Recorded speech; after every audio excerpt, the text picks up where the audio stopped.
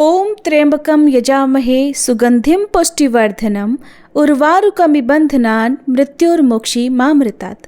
जय भोलेनाथ। आज सुनिए सावन सोमवार व्रत कथा। कथा प्रारंभ करने से पहले मैं आप सभी को बता दूं कि हमारे इसी चैनल पर सुबह के समय हर दिन नियम से सावन मास महात्म्य और शिव महापुराण की कथाएं भी सुनाई जा रही हैं।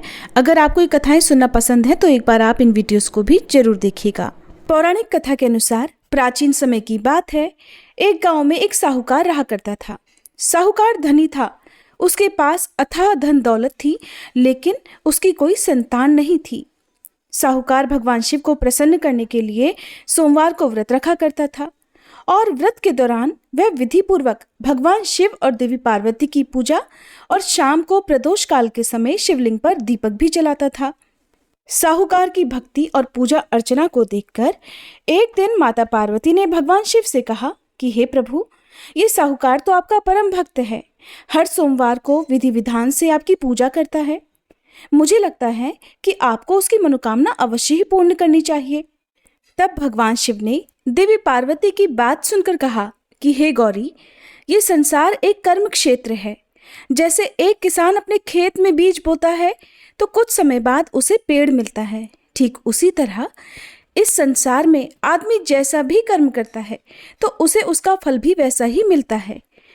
लेकिन माता पार्वती ने भोले भंडारी से दोबारा आग्रह किया और कहा, हे नाथ, फिर भी आप इसकी मनोकामना को पूर्ण कर दीजिए, क्योंकि ये आपका परम भक्त है।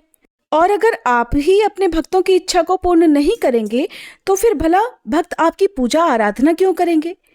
माता पार्वती के इतना आग्रह करने पर भगवान शिव ने कहा, देवी, ये धनवान साहूकार है और इसका कोई भी पुत्र नहीं है, इसीलिए ये सदैव चिंतित रहता है। हालांकि इसके भाग्य में किसी संतान का योग नहीं है, परंतु आपके आग्रह करने पर मैं इसे पुत्र प्राप्ति का वरदान देता हूँ। लेकिन इसका पुत्र केवल 12 साल तक ही जीवित रहेगा, मैं इससे ज्यादा कुछ नहीं कर सकता हूँ। फिर एक रात भगवान शिव ने साहूकार को स्वप्न में दर्शन दिए और कहा कि उसे जल्द ही पुत्र की प्राप्ति होगी, लेकिन उसका पुत्र दीर्घायु नहीं बल्कि केवल 12 वर्ष तक ही जीवित रह पाएगा। ये बात सुनकर साहूकार ना तो प्रसन्न हुआ और ना ही ज्यादा दुखी हुआ। स्वप्न में सब कुछ जानने के बाद भी साहूकार ने पूजा अर्चना जारी रखी और कुछ दिनों बाद साहूकार की पत्नी गर्भवती हो गई और उसने एक सुंदर बालक को जन्म दिया। बालक के जन्म से घर पर हर्षोल्लास का माहौल था, लेकिन साहूकार खुश नहीं था, क्योंकि उसे पता था कि उसके बालक का जीवन केवल 12 वर्ष तक का ही है और उसने किसी को भी ये बात नहीं बताई थी। जब वह बालक 11 वर्ष का हुआ तो साहूकार की पत्नी ने बालक के विवाह की बात साहूकार से कही, लेकिन साहूकार ने इस बात से इनकार कर दिया और उसे शिक्षा के लिए काशी भेज दिया। साहूकार ने बालक के मामा को बुलाया और पैसे देकर उन्हें बालक के साथ काशी जाने का आदेश दिया। साहूकार ने मामा भांजे से कहा कि वह काशी जाते समय रास्ते में यज्ञ कराते हुए और ब्राह्मणों को भोजन कराते हुए जाएं। दोनों मामा भांजे ने ऐसा ही किया। काशी जाते समय जिस रास्ते से मामा भांजे गुजर रहे थे, उसका राजा अपनी पुत्री का विवाह एक ऐसे राजकुमार से करवा रहा था जो काना था। उधर दूल्हे का पिता इस बात से चिंतित था कि अगर दुल्हन पक्ष को पता चल गया तो राजकुमारी विवाह के लिए मना कर देगी। इसलिए उसने जब साहूकार के पुत्र को देखा तो उसने सोचा कि मैं अपने बालक के स्थान पर तोरण के समय इस बालक को बिठा दूंगा और दुल्हन के पक्ष वालों को पता भी नहीं चलेगा। दूल्हे के पिता ने साहूकार के पुत्र को इस बात के लिए तैयार किया और वह बालक तैयार हो गया। इस तरह उस बालक ने दूल्हे के कपड़े पहन लिए और घोड़ी पर चढ़कर तोरण की रस्म को पूरा किया। तोरण के बाद जब फेरों की बारी आई तो दूल्हे के पिता ने फिर साहूकार के पुत्र से अनुरोध किया कि वह दुल्हन के साथ फेरे भी ले ले, ताकि विवाह संपन्न हो सके और ये बात छुपी रहे। मामा राजी हो गए और विवाह समारोह भी संपन्न हो गया। विवाह संपन्न होने के बाद मामा भांजा काशी के लिए प्रस्थान कर गए, परंतु साहूकार के पुत्र ने दुल्हन के कपड़ों पर लिख दिया कि तुम्हारा विवाह तो मुझसे हुआ है, लेकिन तुम जिसके साथ विदा किए जाओगी वह एक आंख वाला आदमी है और मैं काशी शिक्षा ग्रहण करने जा रहा हूँ। जब राजकुमारी ने ये बात पढ़ी तो उसने राजकुमार के साथ जाने से इनकार कर दिया और अपने पिता से कहा कि ये मेरा पति नहीं है, मेरे पति शिक्षा ग्रहण करने काशी गए हुए हैं। जब सब जगह ये बात फैल गई तो मजबूरी में दूल्हे के पिता ने सारी बात सच सच बता दी और दुल्हन के पिता ने फिर बेटी को भेजने से इनकार कर दिया। इधर मामा भांजे दोनों काशी पहुंच गए और बालक शिक्षा ग्रहण करने लगा। तब मामा ने यज्ञ करना शुरू कर दिया। जब साहूकार का पुत्र 12 वर्ष का हुआ तब एक दिन उसने अपने मामा से कहा कि उसकी तबीयत ठीक नहीं है और वह सोने के लिए अंदर जा रहा है।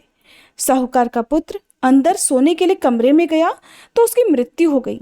थोड़ी देर के बाद जब मामा अंदर पहुंचे तो उन्होंने बालक को मृत अवस्था में देखा और बहुत दुखी हुए, परंतु वह रो नहीं सकते थे वरना उनका यज्ञ अधूरा रह जाता। इसलिए मामा वापस आकर यज्ञ करने लगे और यज्ञ पूरा करने के बाद और ब्राह्मणों को भोजन कराने के बाद मामा अपने मृत भांजे को देखकर विलाप करने लगे। ठीक उसी समय उसी मार्ग से भगवान शिव और देवी पार्वती जी जा रहे थे। माता पार्वती ने किसी के रोने की करुण आवाज सुनी तो भगवान शिव से कहने लगी कि हे प्रभु, कोई मनुष्य रो रहा है, चलिए उसके दुख को दूर करते हैं। तब भगवान शिव और देवी पार्वती मामा के पास गए और उन्होंने जब मृत बालक को देखा तो हैरान रह गए, क्योंकि वह भगवान शिव के आशीर्वाद से जन्मा साहूकार का पुत्र था। माता पार्वती ने कहा, हे नाथ, ये तो साहूकार का पुत्र है जिसे आपने केवल 12 वर्ष तक ही जीवन जीने का वरदान दिया था, इसलिए आज 12 वर्ष की आयु पूरी होने पर वह मृत्युलोक को चला गया। देवी पार्वती ने मृत बालक को देखा तो उन्हें दया आ गई और भगवान शिव से हाथ जोड़कर कहने लगी, हे प्रभु, आप बस एक बार इस बालक को जीवन दान दे दीजिए, वरना इसके माता पिता जीते जी मर जाएंगे। माता पार्वती के कई बार आग्रह करने पर भगवान शिव ने उनकी बात मान ली और उस बालक को जीवन दान दे दिया। साहूकार का पुत्र जीवित हो गया और मामा भांजे अपने घर की ओर प्रस्थान कर गए।